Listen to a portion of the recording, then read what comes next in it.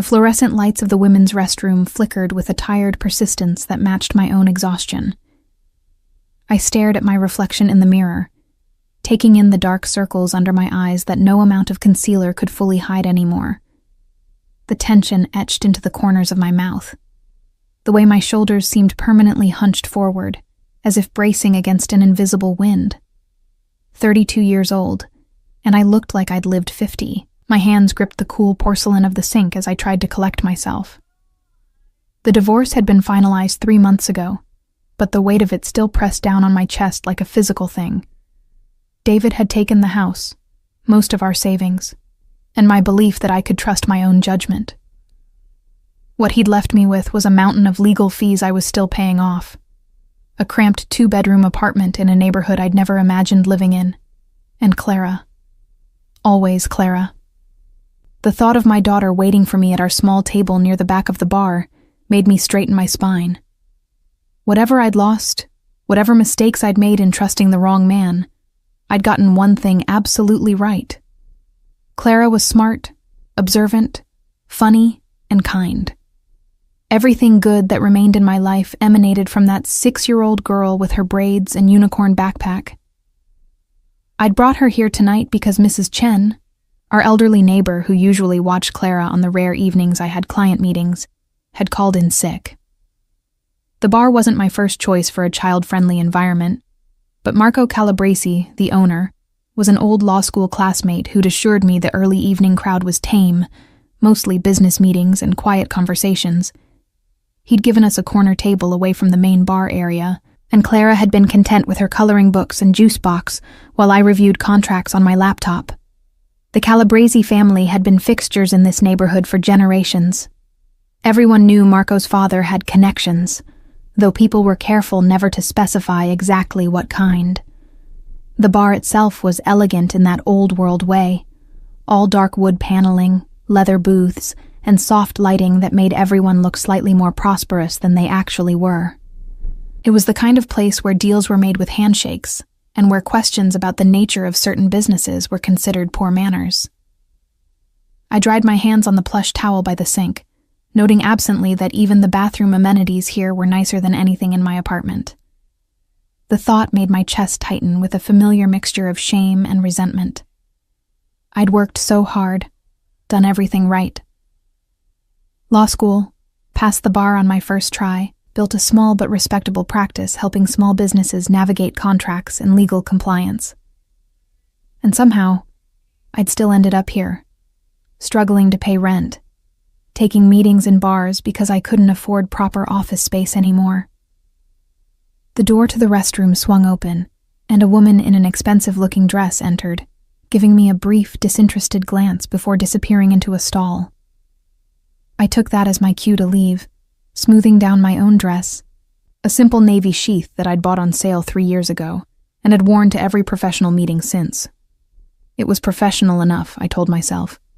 It would have to be.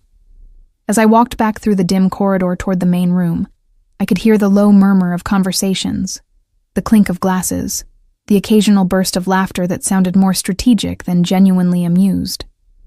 This was where deals happened, where futures were decided over expensive scotch and careful words. I emerged into the main room and immediately looked toward our corner table, a habit so ingrained that I did it without thinking. Clara should have been there, blonde head bent over her coloring book, completely absorbed in staying inside the lines with that intense concentration she brought to everything. The table was empty. My heart did that horrible lurching thing it did whenever I couldn't immediately locate my daughter in a public space. I scanned the bar area, the nearby tables, the entrance. Nothing. The coloring books were still spread across our table, Clara's juice box sitting beside them, but my daughter was nowhere in sight. "Clara?" I called out, trying to keep the panic from my voice as I moved quickly toward the table. "Clara, where are you?" A few heads turned in my direction, mild curiosity on their faces, but no one seemed particularly concerned about a missing child. I was just starting to move toward the front of the bar, my panic escalating with each passing second when I saw them. In the private alcove near the back of the bar, separated from the main room by a semi-transparent partition of frosted glass. A scene was unfolding that made absolutely no sense to my frightened mother brain. Clara, my sweet, shy, usually obedient 6-year-old daughter, was standing beside a table occupied by 3 men in expensive suits. Her small hand was tugging on the sleeve of one of them, a man whose back was to me, but whose shoulders suggested he spent considerable time in a gym. I hurried toward them, my sensible heels clicking too loudly against the hardwood floor, drawing more attention than I wanted. As I got closer, I could hear Clara's voice, that peculiar mixture of childish innocence and surprising wisdom that she'd somehow developed despite her young age. "You should check it again, sir," she was saying earnestly, her small face serious. "My mommy always says you have to read things twice, or someone might try to trick you." The man she was addressing had gone completely still. The other 2 men at the table looked shocked, frozen in place like they'd witnessed something impossible. And then the man Clara was talking to slowly turned his head, and I got my first clear look at his face. Adriano Moretti. I knew who he was. Everyone in this city knew who he was, even if they pretended not to. The newspapers were careful about what they printed, calling him a prominent businessman or real estate developer. But the truth was an open secret, whispered in the right circles. Adriano Moretti controlled half the Italian district, and his influence extended far beyond legitimate business ventures. He was dangerous, powerful, and absolutely not someone whose business meeting should be interrupted by a 6-year-old girl. He was also, I realized with a detached sort of observation, devastatingly handsome in a way that seemed almost unfair. Dark hair swept back from a face that could have been carved from marble, all sharp angles and intense features. Even sitting down, he radiated a kind of controlled power that made the air around him feel charged. The watch on his wrist probably cost more than my car, and the tailored charcoal suit he wore moved with his body like a second skin. His eyes, when they met mine over Clara's head, were storm gray and utterly unreadable. For a moment, nobody moved. I stood there, my mouth dry, my heart pounding, trying to formulate words that would somehow apologize for my daughter's intrusion without making things worse. Then, Adriano Moretti did something completely unexpected. He looked down at Clara, not with the irritation or anger I'd been bracing for, but with something that looked almost like curiosity. "Your mother taught you to read contracts twice?" he asked, his voice surprisingly gentle. Clara nodded enthusiastically. "She says the important stuff is sometimes hiding in the middle, where people think you won't look very hard." A muscle twitched in his jaw. He glanced down at the document spread across the table in front of him, a thick contract with multiple pages, some of them already bearing signatures. Then he looked back at Clara, and something in his expression shifted. "I'm so sorry," I finally managed to say, my voice coming out higher than normal. "Clara, sweetie, you can't just interrupt people's meetings. Come here, please." But Adriano held up one hand, a gesture that was simultaneously polite and commanding, the kind of movement that suggested he was very accustomed to being obeyed. "One moment," he said, not taking his eyes off the contract. He began flipping through the pages, this time reading with obvious focus, his finger tracing lines of text. The other 2 men at the table exchanged glances, their expressions shifting from shock to something that might have been nervousness. The silence stretched on, broken only by the rustle of pages turning. I wanted to grab Clara and leave, to get as far away from this situation as possible, but something kept me frozen in place. Maybe it was the intensity of Adriano's focus, the way his entire demeanor had changed from relaxed to razor sharp. Maybe it was the growing tension emanating from the other 2 men.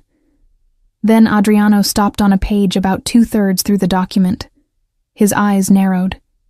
He read something, read it again, and when he looked up at the 2 men across from him, his face had gone absolutely cold. "Gentlemen," he said, his voice now carrying an edge that made my skin prickle with warning, I think we need to discuss paragraph 17, subsection B, the part where you've very cleverly hidden a clause that would transfer operational control of the Atlantic shipping routes to your organization within 18 months. The color drained from both men's faces. Adriano, we can explain, one of them started. Get out. The words were quiet, but they carried absolute authority. Get out of my city. If I see either of you again, you won't walk away. They left, quickly, gathering their papers with shaking hands, not even attempting to argue or apologize further. Within 30 seconds they were gone, and Adriano Moretti was looking directly at me and my daughter. Thank you, he said to Clara, his voice gentle again. You may have just saved me from making a very expensive mistake. Clara beamed at him, completely unaware that she'd just prevented what I suspected might have been the opening move in a territorial war. You're welcome. Mommy says we should always help people when we can. His eyes shifted to me, and I felt the full weight of his attention like a physical thing. Your mother is clearly a very wise woman, he said. I'd like to speak with her if that's possible.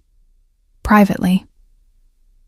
It wasn't a request, despite the polite phrasing.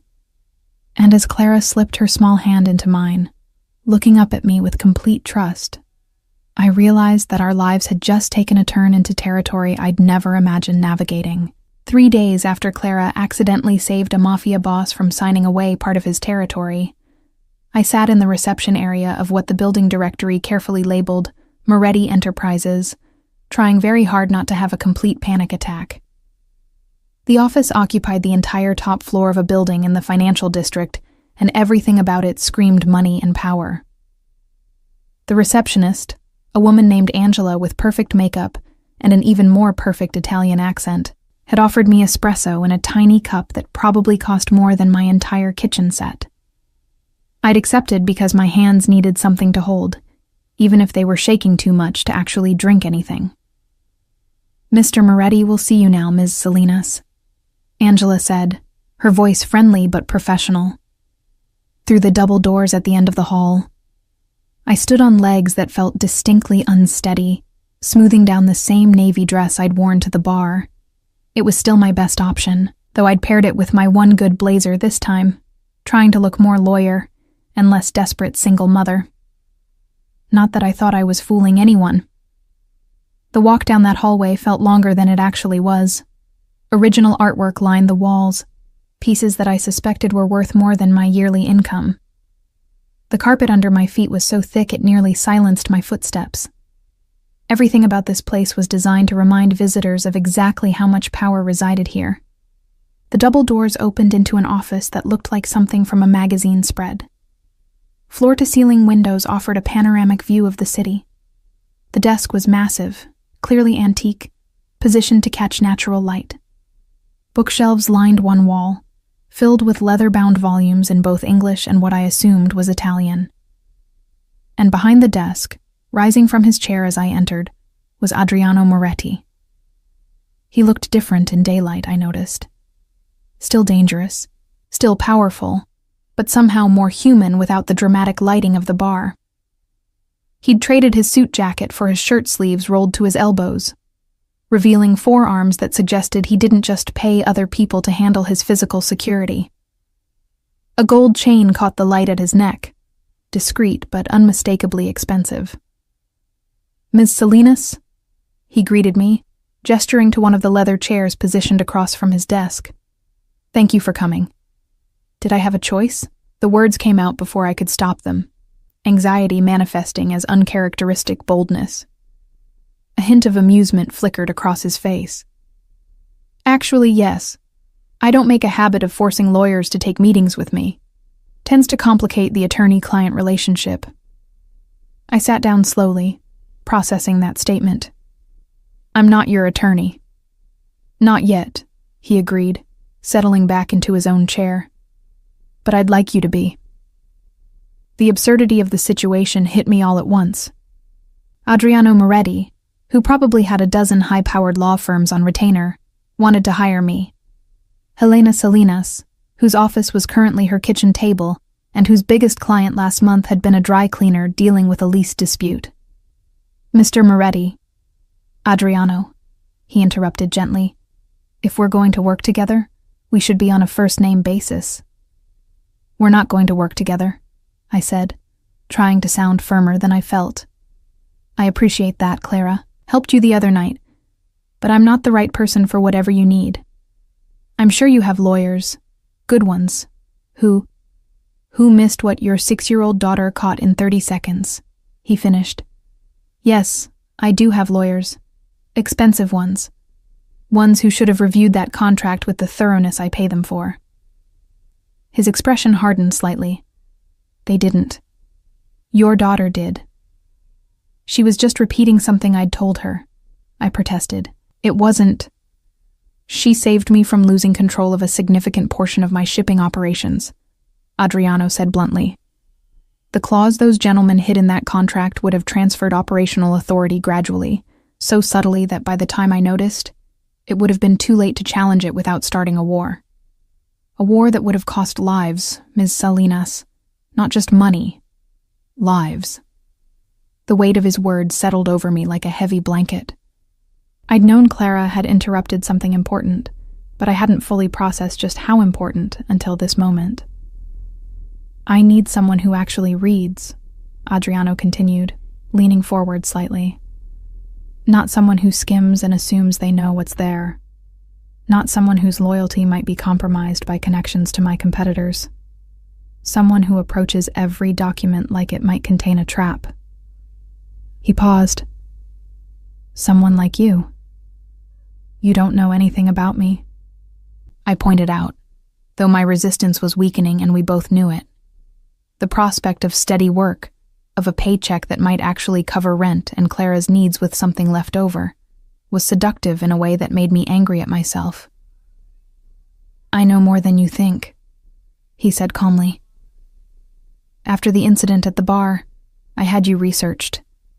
I hope you'll forgive the intrusion, but in my position, caution is necessary. My hands tightened on the arms of the chair. Researched. You graduated 3rd in your class from Columbia Law, he said, as if reciting from a document he'd memorized. Passed the bar on your first attempt with scores in the 97th percentile. Spent 5 years at Hendricks & Associates, where you specialized in contract law and corporate compliance. You left to start your own practice 3 years ago. He paused. The divorce was finalized 3 months ago. Your ex-husband was also an attorney, which explains why you're now working out of your apartment and taking meetings in bars instead of maintaining the office space you had before. The casual way he laid out my recent failures made my face burn with humiliation. That's quite thorough. I'm not judging, he said, and something in his tone made me look up at him. Your ex-husband had family money and connections.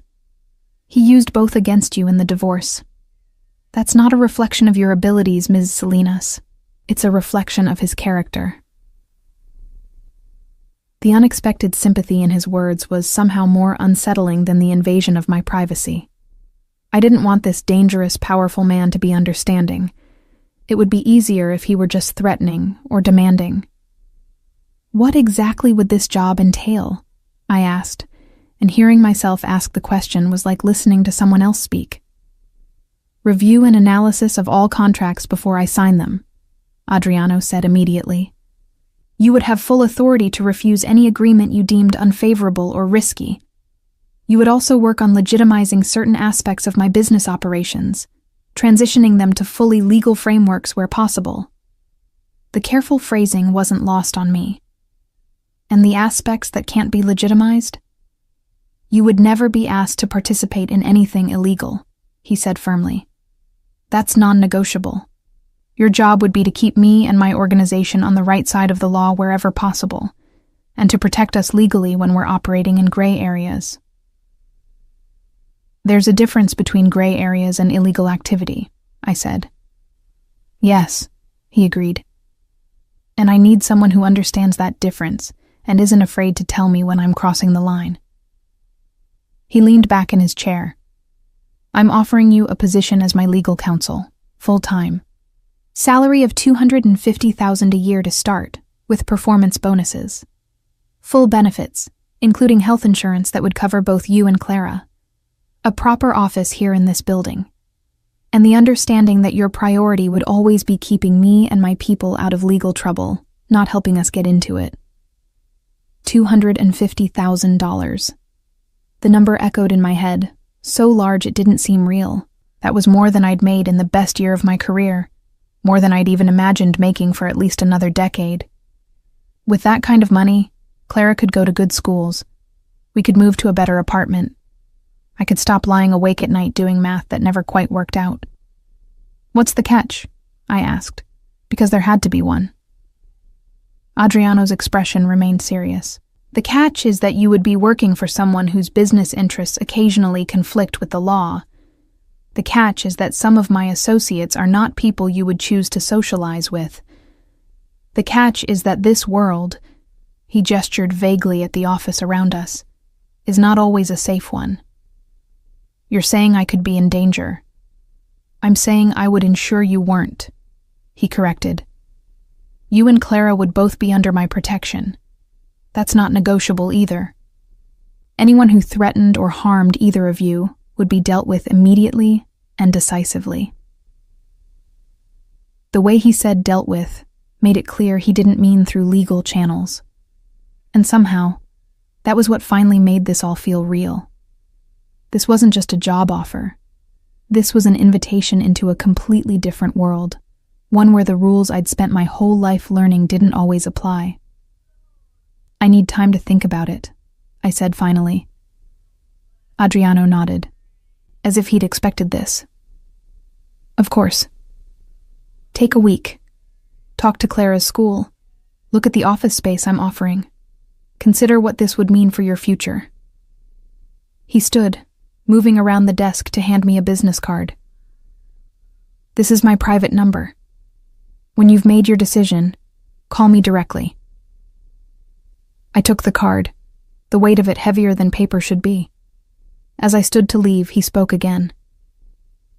"Ms. Salinas, Helena," he said, and the use of my first name made me pause.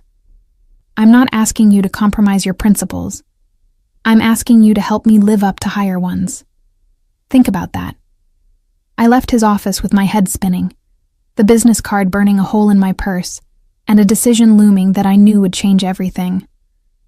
I called him 5 days later, at 2 a.m, when I couldn't sleep because Mrs. Chen had knocked on my door that evening to quietly inform me that our landlord was planning to raise the rent by 40%. She'd overheard him talking to another tenant, had wanted to warn me before the official notice arrived. The kindness in her weathered face had made me want to cry. Adriano answered on the second ring, his voice alert despite the hour. "Helena, how did you know it was me?" I asked, then realized how stupid the question was. Of course he knew. He probably had my number programmed into his phone within minutes of giving me his card. "Can't sleep?" he asked instead of answering. "I want to see the office," I said. "The one you mentioned, before I make a final decision." "Now?" There was amusement in his voice, but not mockery. "Is that a problem?" "Not at all. I'll send a car for you in 20 minutes. I should have protested. Should have said tomorrow would be fine.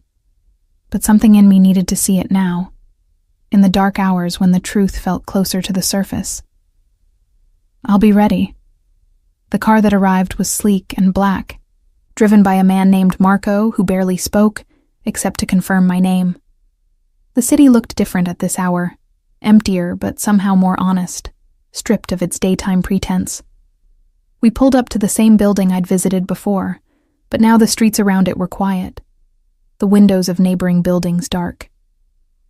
Adriano met me in the lobby, dressed casually in dark jeans and a black sweater that probably cost more than my entire wardrobe.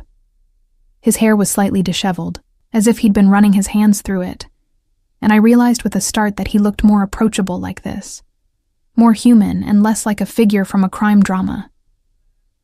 "Thank you for coming," he said simply, leading me to the private elevator.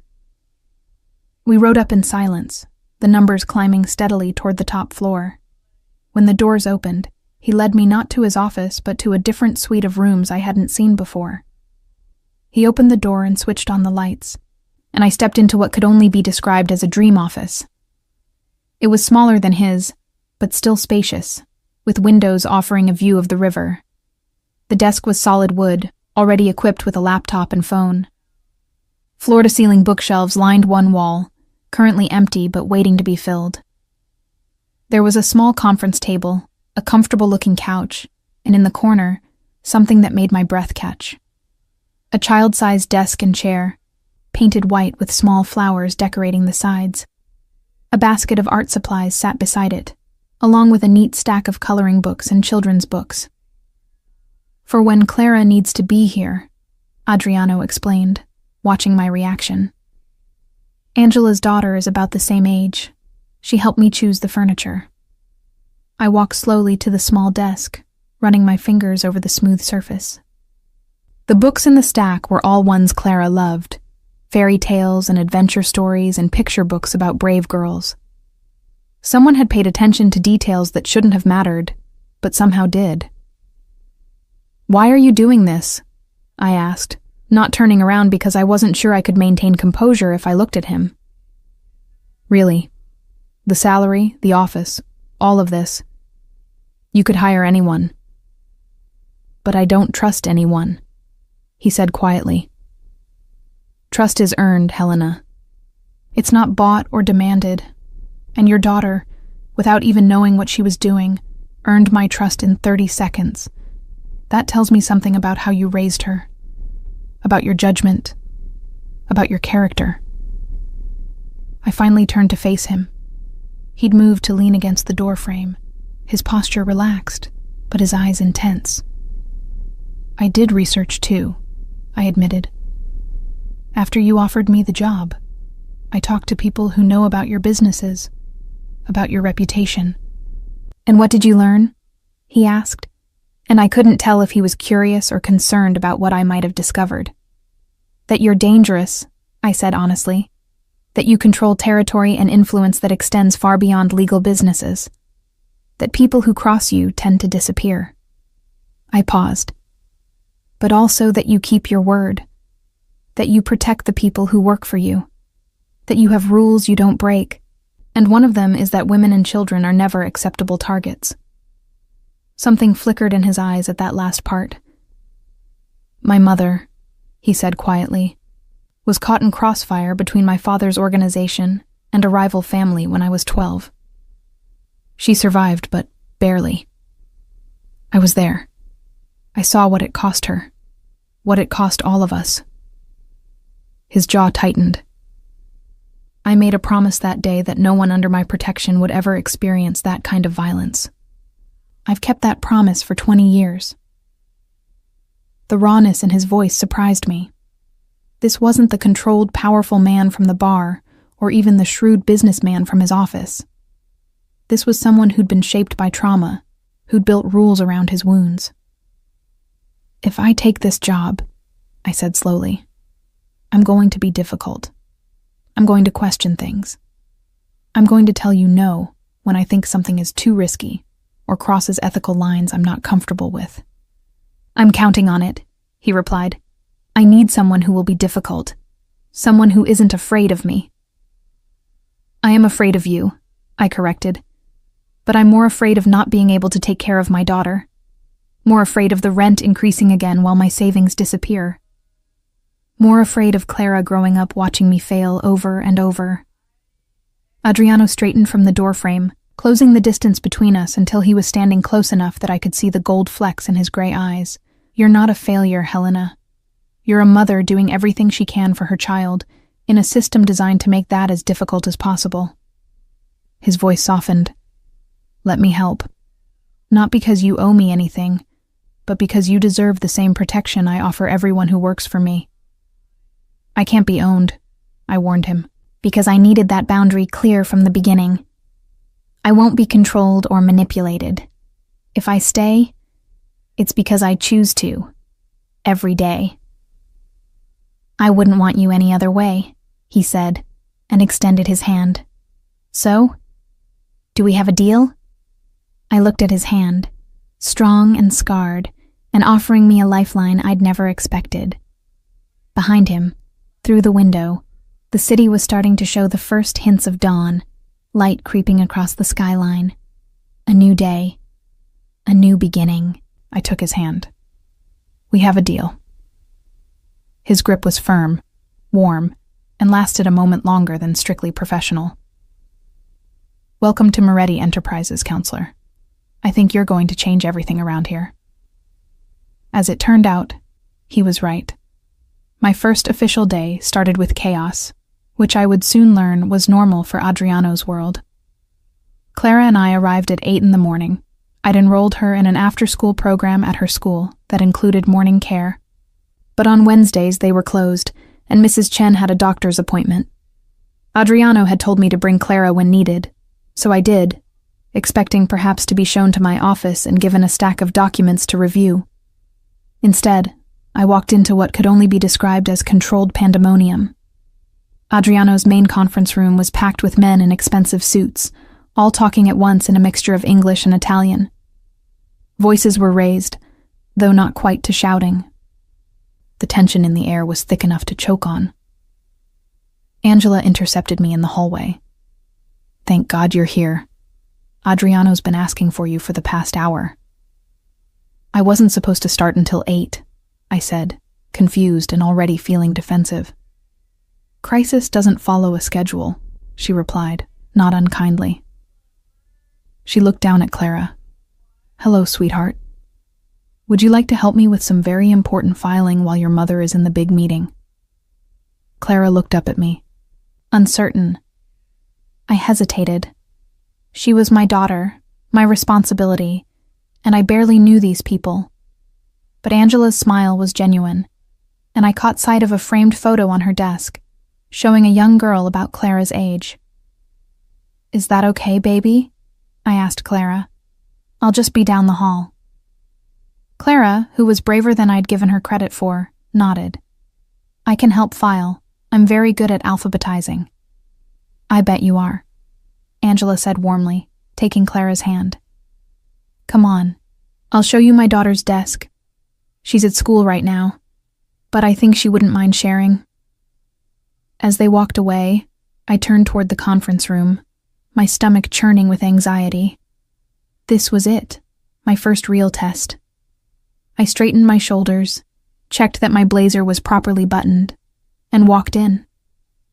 The conversation died the moment I appeared.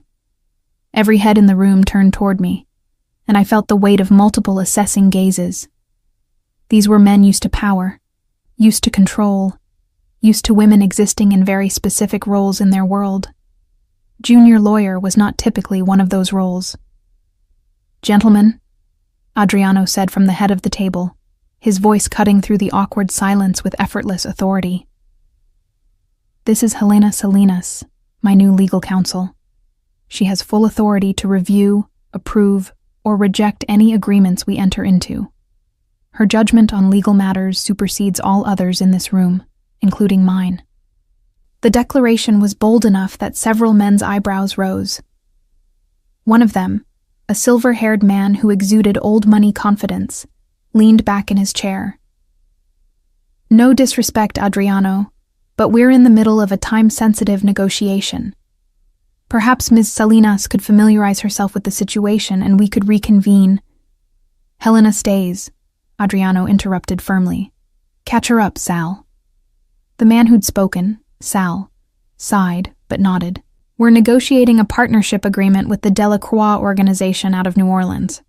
They want access to our Northeastern distribution network in exchange for exclusive rights to their Gulf Coast ports. The deal is worth roughly $8 million annually to both sides. Let me see the contract, I said, moving to take an empty chair near the middle of the table.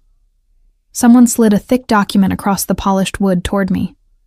I opened it and immediately understood why they'd been arguing for however long they'd been at this. The contract was a mess.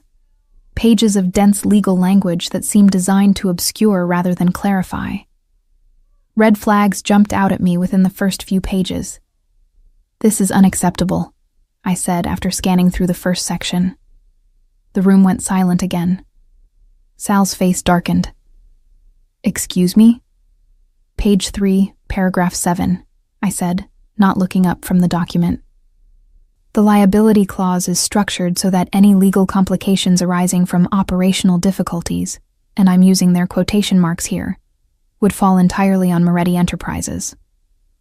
Operational difficulties is deliberately vague language that could encompass anything from shipping delays to federal investigations. I flip to another section.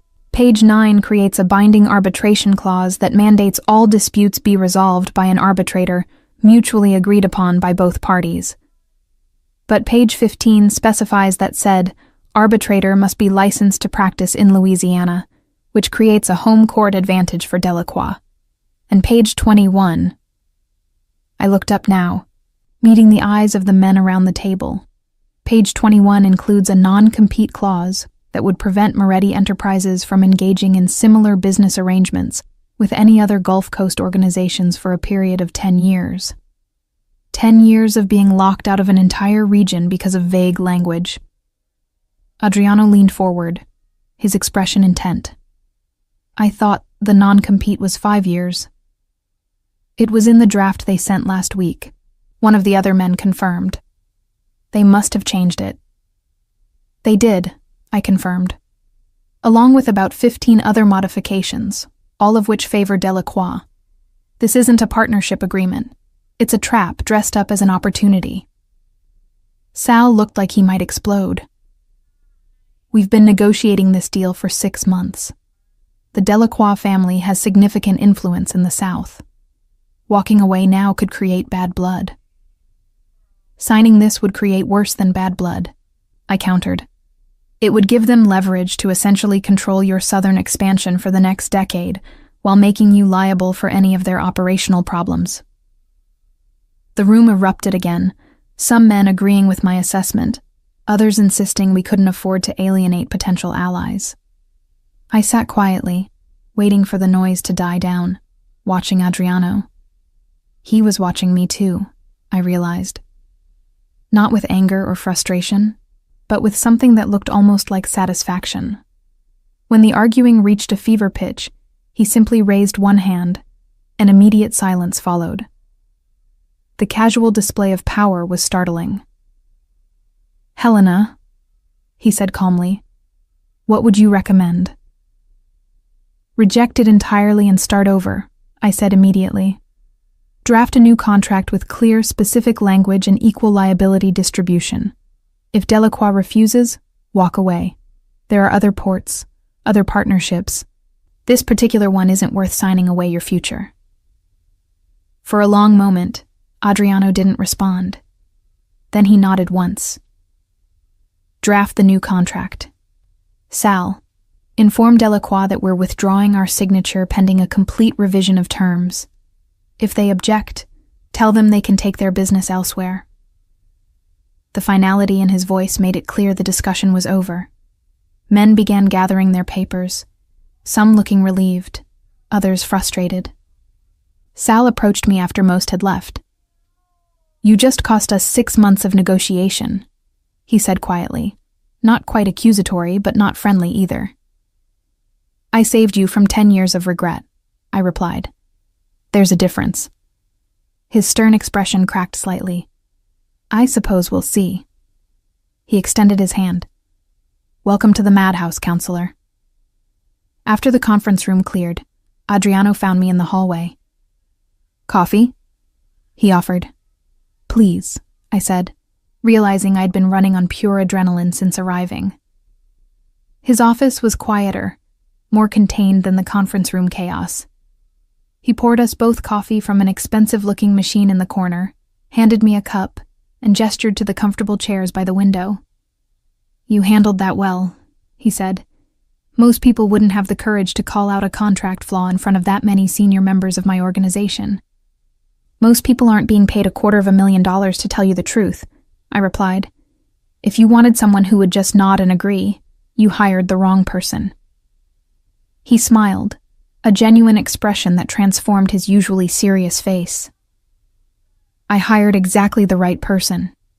His phone buzzed, and he glanced at it, his expression shifting. I need to make a call. Take your time with the coffee. Angela will show you to your office when you're ready." After he left, I sat in his chair by the window, sipping coffee that was better than anything I'd ever tasted, looking out at the city that no longer felt quite as overwhelming as it had a week ago. A soft knock made me turn. Clara stood in the doorway, holding a stack of neatly organized papers. "Mommy, I finished the alphabetizing. Angela said I did really good." I set down my coffee and held out my arms. She ran to me, and I pulled her into a hug, breathing in the familiar scent of her strawberry shampoo. "I'm so proud of you, baby." "Is this your new office?" she asked, looking around with wide eyes. "No, this is Mr. Moretti's office. Mine is down the hall. Can I see it?" I glanced at my watch. I had time before Clara needed to be at school. "Let's go look." My office was exactly as I remembered it from my midnight visit, except now it was daytime and filled with natural light. Clara made a beeline for the small desk in the corner, sitting in the child-sized chair and spinning around with delight. "This is for me?" she asked, touching the art supplies reverently. "When you need to be here with me," I confirmed, "for days like today when you don't have school care." She opened one of the coloring books, and I watched her settle into that focused concentration she brought to everything. After a moment, she looked up at me. "Mommy, are you happy here?" The question caught me off guard. "I don't know yet, sweetheart. But I think maybe I could be." "I like Mr. Moretti," Clara announced, returning to her coloring. "He has kind eyes." I thought about Adriano's eyes, storm gray, intense, capable of expressing tenderness and absolute coldness. "They're complicated eyes," I said carefully. "Nope," Clara said with the confidence of childhood. "They're kind, I can tell." Maybe she could. Maybe 6-year-olds saw things more clearly than adults who'd learned to expect the worst from people. Or maybe my daughter was just optimistic in a way I'd forgotten how to be. Either way, as I watched her color and listened to the sounds of the office beyond my door, I felt something I hadn't experienced in a very long time. Hope. 3 months into my employment at Moretti Enterprises, I realized I'd completely underestimated how consuming this work would become. The hours were long, though Adriano never explicitly demanded that I stay late. It was the nature of the work itself. Every contract I reviewed seemed to contain hidden traps. Every agreement revealed layers of complexity that required careful analysis. I found myself staying at the office until Clara's bedtime became negotiable, reviewing documents by the light of my desk lamp while she worked on homework at her little desk or, when she finished, taught me increasingly elaborate origami techniques. That last part had started accidentally. Clara had been reading a library book about paper folding and decided she wanted to try it. Adriano had walked into my office one evening to find her explaining to me how to make a crane, her small fingers demonstrating folds with surprising dexterity. Instead of leaving, he'd pulled up a chair. "May I try?" he'd asked Clara, his voice gentle in a way I'd rarely heard it. She'd beamed at him.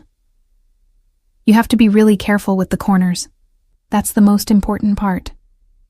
Now, 2 months later, my office windowsill displayed an entire menagerie of origami animals that Adriano and Clara created during the evenings when work kept me late. The sight of the feared head of an organized crime family sitting cross-legged on my office floor, tongue between his teeth in concentration, as a 6-year-old instructed him on proper paper folding technique, never stopped being surreal. "Your elephant's trunk is crooked," Clara would tell him seriously, and he would accept the critique with more grace than I'd seen him show anyone else, carefully unfolding and refolding until she approved. The staff had noticed. Angela whispered to me once that she'd never seen Adriano like this. Patient, playful, almost boyish in his determination to master whatever Clara taught him. The fierce loyalty that his people felt toward him seemed to deepen as they witnessed this side of him, as if seeing him be gentle with a child confirmed something they'd hoped was true. But it wasn't all origami and slowly building trust. The work itself was revealing aspects of Adriano's world that I wasn't sure I was equipped to handle. Take the meeting I'd walked into last Tuesday. Adriano had asked me to review a consulting agreement with someone named Dmitry Volkov. The contract had seemed straightforward enough, standard terms for business advisory services, until I'd noticed the payment structure. The fees were structured in a way that looked suspiciously like money laundering, with multiple shell companies acting as intermediaries. I'd confronted Adriano about it in his office after everyone else had left. "This isn't a consulting agreement," I'd said, sliding the document across his desk. "This is a payment scheme designed to obscure the origin and destination of funds." He'd looked at me steadily. "Dmitry operates businesses that exist in gray areas. The payment structure allows him to receive compensation in a way that doesn't trigger banking alerts or regulatory scrutiny. It's money laundering, Adriano." "It's financial privacy," he'd corrected. "Everything about it is technically legal. The shell companies are registered correctly. The payments are reported to appropriate tax authorities. But yes, the structure is designed to make tracking the money difficult." I'd stood there, conflict churning in my stomach. "You promised I wouldn't be asked to participate in anything illegal." "And I'm keeping that promise," he'd said quietly. "This isn't illegal, Helena. It's just complicated. But if you're uncomfortable with it, I won't sign it. That's why you're here, to be my conscience when mine gets cloudy." The fact that he'd given me that power, that genuine authority to refuse, had surprised me. And ultimately, after another 2 hours of research into the legality of the payment structure, I'd let it proceed with modifications that made me more comfortable. But the incident had reminded me that I was walking a tightrope between legitimate business and something darker, and the line between them was thinner than I'd thought. Tonight was another late evening. Clara had finished her homework and was now folding paper with intense focus. Adriano sat across from her, mirroring her concentration. I should have been reviewing the contract in front of me, but instead found myself watching them. "Like this?" Adriano asked, showing Clara a partially folded piece of paper. "Almost," she said, reaching over to adjust one of his folds. "You have to make sure both sides match exactly, or it won't look right." "Perfectionist," he teased gently. "Mommy says, if you're going to do something, do it right," Clara replied, completely serious. "Otherwise, what's the point?" His eyes flickered to me briefly, something warm in his expression. "Your mother is very wise." I felt heat rise to my cheeks and deliberately focused on the contract in front of me. Over the past 3 months, something had shifted between Adriano and me. It wasn't romantic, not exactly, but it wasn't purely professional either. There was a comfort that had developed, a familiarity built from late nights in adjacent offices, from his patience with Clara, from the way he'd immediately approved when I asked for time off to attend her school play, telling me that family always came first. Sometimes I caught him looking at me with an expression I couldn't quite interpret. Something thoughtful and intent that made my pulse quicken before I remembered exactly who he was and what he represented. "Mommy, look!" Clara held up a perfect paper crane, her face glowing with pride. Mr. Adriano made one all by himself. "It's beautiful," I said honestly, watching as Adriano's serious expression softened into genuine pleasure at her approval. "For you," he said, offering it to Clara. "Your collection is missing this color." She accepted it reverently, adding it to the display on the windowsill. As she arranged it among the others, Adriano stood and moved to where I sat at my desk. "You should go home," he said quietly. "It's almost 8. Clara needs dinner and sleep." "I'm almost done with this contract review," I protested, even though my eyes were starting to blur from staring at dense legal language for hours. "It can wait until morning," he insisted. "I'll have Marco bring the car around." Over the months, I'd stopped arguing about the car service. Initially, I'd protested that I could take the subway like I always had. Adriano had explained, patiently, that as his legal counsel, I was afforded certain protections, and one of them was not traveling on public transportation where I was exposed and vulnerable. The first time someone at the subway station had recognized me, had called out Moretti's lawyer with a mixture of respect and wariness, I'd understood his point. "Thank you," I said, gathering my things.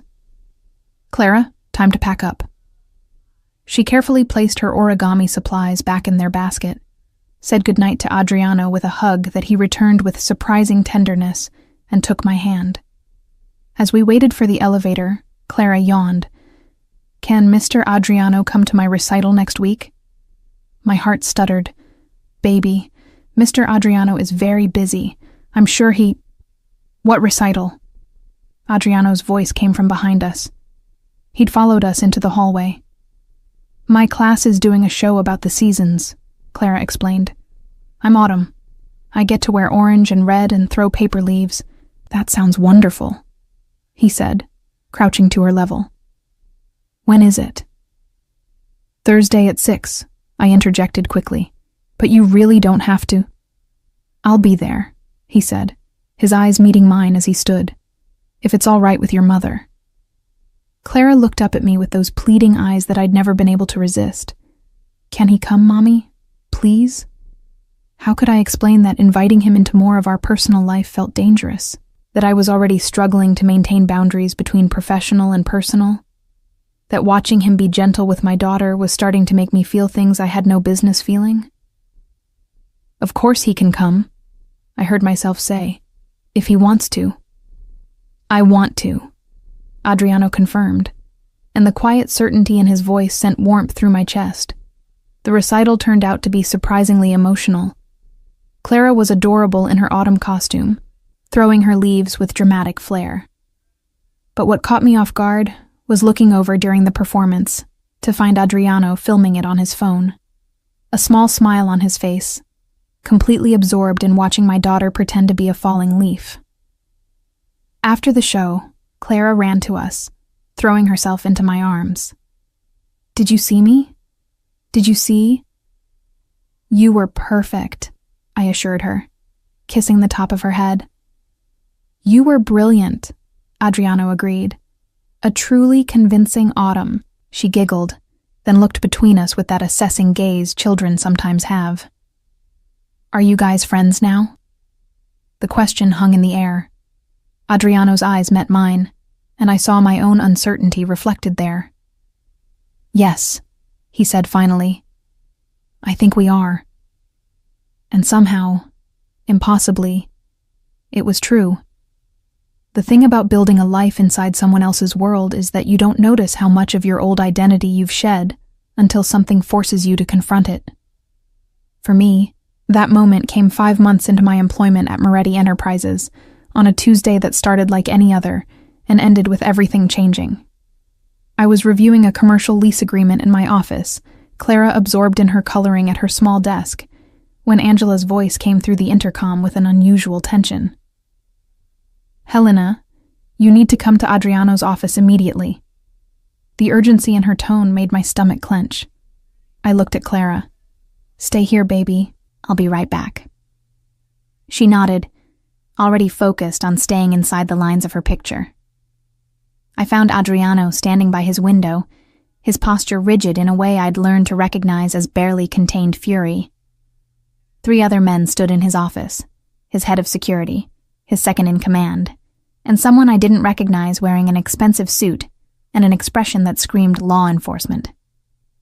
"Helena," Adriano said without turning around. "This is Detective Mark Rossi with the Organized Crime Task Force. He has some questions he'd like to ask you." My blood ran cold. This was it. The moment I'd half expected since taking this job. The moment when my professional association with Adriano would cross a line I couldn't uncross. "Ms. Salinas," Detective Rossi said, his tone professional but not unfriendly. "I understand you're legal counsel for Moretti Enterprises." "I am," I confirmed, forcing my voice to remain steady. Then you should know that we're conducting an investigation into potential racketeering activities. We have reason to believe that several contracts facilitated by this organization constitute money laundering and extortion. My lawyer brain kicked in, suppressing the fear. Do you have a warrant, detective? He smiled, not pleasantly. Not yet, but I will by end of day. I'm here as a courtesy to give Mr. Moretti the opportunity to cooperate voluntarily. How considerate, Adriano said, his voice dangerously soft. And what exactly does this cooperation entail? Full financial disclosure, Rossi replied. All contracts entered into within the past 6 months, details on business partners and affiliates, and testimony regarding the nature of your organization's activities. That's not going to happen, I said immediately. Mr. Moretti is willing to provide documentation as required by law through proper legal channels. He will not submit to an interrogation without his attorney present, and any financial disclosures will be made through official requests with appropriate legal review time. Rossi's eyes narrowed as he assessed me. Ms. Salinas, are you aware that obstructing a federal investigation carries significant penalties, including potential disbarment? The threat was clear. Cooperate or lose everything I'd worked for. My license, my career, my ability to support Clara. I'm also aware, I replied, keeping my voice level despite my racing heart, that you don't have authority to demand anything without a warrant, and that threatening an attorney for advising her client of his legal rights constitutes intimidation. For a long moment, nobody spoke. Then Rossi reached into his jacket, a movement that made Adriano's security immediately tense, and withdrew a business card. When you're ready to discuss this reasonably, call me. You have until Friday to produce the requested documents voluntarily. After that, we'll do this the hard way. He left, and the tension in the room didn't dissipate with his departure. Everyone out, Adriano said quietly, except Helena. When we were alone, he turned to face me fully. The fury I'd sensed earlier was still there, but beneath it was something that looked like concern. Are you all right? I just got threatened with disbarment, I said, my voice shakier than I'd meant it to be. So no, not really. He moved toward me, stopping close enough that I could see the gold flecks in his gray eyes. I won't let that happen. You can't promise that, I said. If they have evidence, if they build a case. They don't have anything, he interrupted firmly, because you've made sure every contract I sign is legitimate. You've been keeping me honest, Helena. That's exactly what I hired you for. But if they investigate, then they'll find a businessman conducting legal operations with thorough documentation and proper counsel, he said. You haven't done anything wrong. Neither have I, not in any way they can prove. This is intimidation, nothing more. I wanted to believe him, but I'd also spent 5 months learning exactly how thin the line was between legal and illegal in his world, how easily transactions could be interpreted multiple ways depending on who was looking. I have Clara to think about, I said quietly. If I lose my license. You won't, he insisted. I promise you, Helena, you won't lose anything because of me. A soft voice from the doorway made us both turn. Mommy? Clara stood there, her coloring book clutched to her chest, her small face worried. Are you okay? You sound upset. I immediately crossed to her, kneeling down to her level. I'm fine, baby. Just some complicated work stuff. Is Mr. Adriano in trouble? She asked, looking past me to where he stood. No, sweetheart, I assured her. Everything is going to be fine. But that night, after I'd tucked Clara into bed and sat alone in our apartment, the nicer one we'd moved into after I'd started working for Adriano, I couldn't shake the fear that had settled in my chest. I'd built a life here, a good life. Clara was thriving at her new school. I was paying my bills with money left over for the first time in years. I'd even started to feel something like happiness again, something I hadn't experienced since before the divorce. And all of it was built on the foundation of working for a man whose business existed in shadows, whose protection came with a price I was only now beginning to understand. My phone rang. Adriano's name appeared on the screen. "It's late," I said when I answered. "I'm assuming this isn't about a contract review." "I'm calling to tell you that tomorrow you're taking the day off," he said. "You and Clara." "Adriano, I can't just—" "You can, and you will," he interrupted gently. "You're stressed, you're worried, and you need time to think. Marco will drive you and Clara wherever you want to go. Do something normal, something that has nothing to do with my world." The kindness in his voice made my throat tight. "What about the documents Detective Rossi wants?" "I'll handle it," he said. "That's not your problem to solve." "It is if it affects my ability to practice law," I pointed out. "Helena," he said, and there was something in the way he said my name that made me pause. "Do you trust me?" It was a loaded question. Did I trust him?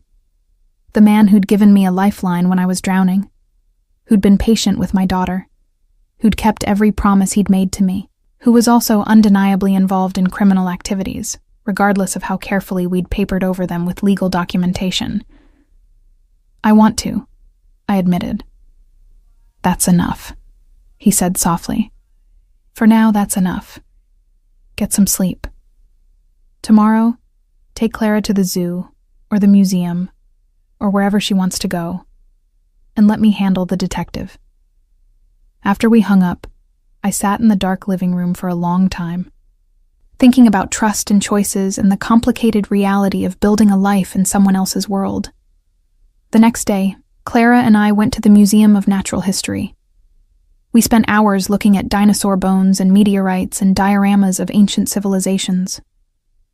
It was exactly what I needed, a reminder that there was a world beyond contracts and investigations, and the complicated feelings I'd developed for a man I had no business developing feelings for. Clara held my hand as we walked through the exhibits, her excitement infectious. "Mommy, did you know that some dinosaurs had feathers? Mrs. Martinez told us in science class." "I did know that," I said, smiling at her enthusiasm. "Pretty cool, right?" "Very cool," she agreed. Then, with the directness that children sometimes have, "Are you and Mr. Adriano going to get married?" I nearly tripped over my own feet. "What? Clara, why would you ask that?" She shrugged, watching a display of ancient Egypt with apparent fascination. "You smile more when he's around, and he looks at you the way Prince Eric looks at Ariel in my movie. Out of the mouths of babes. Mr. Adriano and I work together, sweetie, that's all." "Okay," she said, clearly not believing me but willing to let it go. "But if you did get married, would that mean he'd be my dad?" The longing in her voice broke my heart. Clara had never known her biological father. My ex-husband had never wanted children and had made that clear through his absence in her life. She'd grown up with just me, and while I'd tried to be enough, I knew she felt the absence of a father figure. "Let's not get ahead of ourselves," I said carefully. "Right now, Mr. Adriano is our friend and my boss. That's enough, isn't it?" "I guess," she said. "I just think he'd be a good dad. He's patient, and he teaches me things, and he always listens when I talk." Her words echoed in my mind for the rest of the day. When we returned home that evening, I found a package waiting outside our door. Inside was a note in Adriano's precise handwriting. "The investigation has been resolved. Your license and career are safe. Enjoy your day off. You've earned it." I called him immediately. "What did you do?" "What I needed to do," he replied. "The contracts stood up to scrutiny because you made sure they were clean." Detective Rossi was fishing, hoping to find something that wasn't there. When his supervisors reviewed the documentation we provided, they concluded there was no basis for further investigation. "Just like that?" I asked skeptically. Just like that, he confirmed. Helena, I told you I wouldn't let anything happen to you or Clara. I meant it. Something in his voice made my next words come out before I could stop them. Why? Why do you care so much? Silence stretched between us. Then, because you're not just my lawyer, Helena. You haven't been for a while now. My heart hammered against my ribs. Adriano? I'm not asking for anything, he said quickly. I just needed you to know. You and Clara, you've changed things for me. Made me remember that there's more to life than territories and contracts and maintaining control. You've made me want to be better. I closed my eyes, Clara's words from the museum echoing in my mind. He looks at you the way Prince Eric looks at Ariel. This is complicated, I said finally. I know, he replied, and I'm not asking you to simplify it or make any decisions about what this is. I just wanted you to know that you're safe, that you're protected, that you matter. After we hung up, I stood in my living room, package in hand, feeling the weight of choices I'd made and choices I still needed to make. Clara appeared in her pajamas, ready for bed. Is everything okay, Mommy? I pulled her into a hug, breathing in the familiar scent of her strawberry shampoo. Yeah, baby. Everything's okay. And for the first time in a very long time, I almost believed it. 3 weeks later, on a Wednesday evening when I was staying late to finish reviewing a particularly complex merger agreement, Adriano appeared in my office doorway with an expression I'd never seen before. Nervous, almost vulnerable. Clara had fallen asleep at her small desk, curled up with her head pillowed on her arms. The late hour had finally caught up with her endless energy. Can we talk? Adriano asked quietly, mindful of my sleeping daughter. I nodded, gesturing to the chair across from my desk. He sat, and for a long moment, didn't speak, just studied Clara's sleeping form with something tender in his expression. She asked me today if I knew how to braid hair, he said finally, a small smile playing at his lips. Angela's daughter taught her a new technique, and she wanted to practice on someone. Did you let her? I asked, already knowing the answer from the slight disarray of his usually perfect hair. Of course, he replied. She's very determined, and surprisingly skilled for someone with such small hands.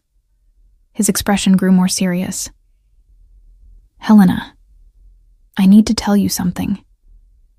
The nervousness in his voice made my pulse quicken. Okay. Over the past 5 months, you've become essential. To my work, yes, but also to me personally. He paused, choosing his words carefully. I've spent my entire adult life building walls, maintaining control, never letting anyone get close enough to matter. And then you walked into my world with your daughter, and your principles, and your refusal to be intimidated by me. And somehow everything changed. I opened my mouth to respond, but he held up a hand. Let me finish. Please. I nodded, my heart hammering. I'm not a good man, Helena. I've done things I'm not proud of. Made choices that can't be unmade. My world is dangerous, and being part of it means accepting risks that most people would run from. His gray eyes met mine with painful honesty. But I want to be better. For you. For Clara. I want to be the man you both deserve. Adriano, I'm not asking you to make any decisions tonight, he continued. I just needed you to know how I feel. That what we have here, he gestured vaguely at the space between us. It's not just professional for me anymore. It hasn't been for a while. I looked at him, this powerful, dangerous man who'd somehow become patient and gentle with my daughter, who'd saved my career, who'd given me back a sense of purpose and security I'd thought I'd lost forever, who looked at me like I was something precious instead of something to be controlled. I'm scared, I admitted, of what this could mean, of what might happen if I let myself feel what I'm already starting to feel. I know, he said softly, and I'm not asking you not to be scared. I'm just asking you to consider the possibility that this, us, might be worth the risk." Clara stirred in her sleep, mumbling something about paper cranes. We both looked at her, and something passed between Adriano and me in that moment. Understanding, affection, the beginning of something that might, eventually, become love. "She asked me today if you'd be at her spring concert next month," I said quietly. His expression brightened. "Will I?" I took a breath, making a choice I knew would change everything. "Yes, but not just as my boss or even as our friend." I met his eyes directly. "As someone who matters to us. To both of us." The smile that spread across his face was genuine and unguarded, transforming him into someone younger, less burdened. I'd like that. Very much. We sat in comfortable silence for a moment, the city lights twinkling beyond my office window, Clara sleeping peacefully nearby, and the future stretching out before us, complicated, uncertain, but filled with possibility. "Should we wake her?" Adriano asked, gesturing to Clara. "In a minute," I said. "Let her sleep a little longer." He nodded, settling back in his chair, content to wait. And as I returned to my contract review, I found myself smiling, aware of his presence in a way that felt both new and familiar, like coming home to a place I'd never known I was searching for. Later, when it was time to wake Clara, Adriano was the one who gently shook her shoulder, who helped her gather her coloring supplies, who carried her sleeping form to the car when she proved too tired to walk. And as I watched him carefully buckle her into the back seat, adjusting the belt so it wouldn't dig into her shoulder, I thought about trust and choices, and the complicated reality of building a life not just inside someone else's world, but alongside them. "Thank you," I said as he closed the car door softly. "For what?" he asked. "For being patient, for understanding, for caring about her." He touched my cheek briefly, a gesture so tender it made my breath catch. "She's easy to care about. So is her mother." The drive back to our apartment was quiet, Clara dozing in the back seat, city lights streaming past the windows. Adriano walked us to our door, waited while I got Clara settled in bed, and was still there when I emerged from her bedroom. "I should go," he said, though he made no move to leave. "You should," I agreed, not moving either. We stood in my small foyer, the space between us charged with everything unspoken, everything beginning. He leaned in slowly, giving me time to pull away, and brushed his lips against my forehead. A promise, not a demand. "Good night, Helena."